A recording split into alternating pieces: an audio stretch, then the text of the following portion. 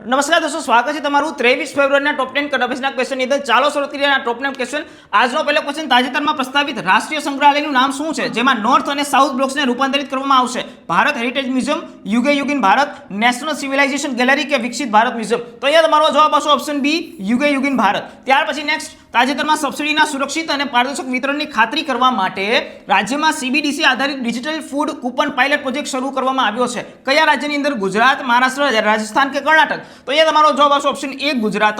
ત્યાર પછી next question, હાલમાં વડાપ્રધાને બ્રહ્મપુત્ર નદી ઉપર કુમાર ભાસ્કર વર્મા સેતુનું ઉદ્ઘાટન કયા રાજ્યમાં કર્યું? પશ્ચિમ બંગાળ, આસામ, ત્રિપુરા કે મણિપુર? તો અહીંયા તમારો જવાબ આવશે ઓપ્શન બી, આસામ. ત્યાર પછી નેક્સ્ટ ક્વેશ્ચન, તાજેતરમાં ક્વોન્ટમ વલ્નરેબલ ક્રિપ્ટોગ્રાફિક અલ્ગોરિધમ શોધવા માટે કઈ કંપનીએ સેન્ટર ફોર ડેવલપમેન્ટ ઓફ ટેલિમેટિક્સ સાથે કરાર હસ્તાક્ષર કર્યા છે? Tata consultancy service, Infosys limited, synergy quantum કે વિપ્રો ટેકનોલોજીસ? તો અહીંયા તમારો જવાબ આવશે ઓપ્શન સી, સિનર્જી ક્વોન્ટમ. ત્યાર પછી નેક્સ્ટ ક્વેશ્ચન, ફાઇનલમાં ફેબિયાનો કારુઆનાને હરાવીને 2026 ફાઇડ ફ્રીસ્ટાઇલ ચેસ વર્લ્ડ ચેમ્પિયનશિપ કોણે જીતી છે?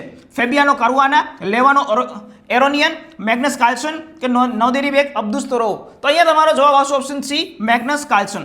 ત્યાર પછી નેક્સ્ટ ક્વેશ્ચન, દર વર્ષે 23 ફેબ્રુઆરીના રોજ વૈશ્વિક સ્તરે કયો મહત્વપૂર્ણ દિવસ ઉજવવામાં આવે છે?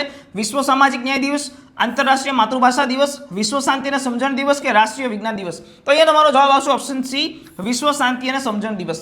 ત્યાર પછી નેક્સ્ટ ક્વેશ્ચન, હાલમાં અમિત શાહ દ્વારા કયા શહેરમાં સીબીડીસી આધારિત પબ્લિક ડિસ્ટ્રીબ્યુશન સિસ્ટમ લોન્ચ કરવામાં આવી છે? અમદાવાદ, ગાંધીનગર, જયપુર કે ભોપાલ? તો એ તમારો જવાબ આવશે ઓપ્શન એ, અમદાવાદ. ત્યાર પછી નેક્સ્ટ ક્વેશ્ચન, તાજેતરમાં કયા શહેરમાં ભારતનું પ્રથમ નેશનલ કાઉ કલ્ચર મ્યુઝિયમ જે છે એ સ્થાપિત કરવામાં આવશે? વારાણસી, લખનઉ, આગ્રા કે મથુરા? તો એ તમારો જવાબ આવશે ઓપ્શન ડી, મથુરા. ત્યાર પછી નેક્સ્ટ ક્વેશ્ચન, જાન્યુઆરી 2026માં ભારતનો જથ્થાબંધ ભાવ સૂચકાંક ફુગાવાનો દર કેટલો હતો જે 10 મહિનાની ઉચ્ચતમ સપાટીએ પહોંચ્યો છે? 1.81%, 2.75%, 0.83% કે 2.51%? તો એ તમારો જવાબ આવશે ઓપ્શન ડી, 2.51%. ત્યાર પછી નેક્સ્ટ, સૌપ્રથમ global south AI impact 2000 summit 2026નું આયોજન કયો દેશ કરી રહ્યો છે? ભારત, બ્રાઝિલ, ફ્રાન્સ કે જાપાન? આ પ્રશ્નનો જવાબ તમારે નીચે આપેલા કોમેન્ટ બોક્સની અંદર કરવાનો છે. અને આવા નવા પ્રશ્નો જોવા માટે જોડાયેલા રહો લક્ષ્ય એકેડમી સાથે અને ફોલો કરો પિનાકિન સરને.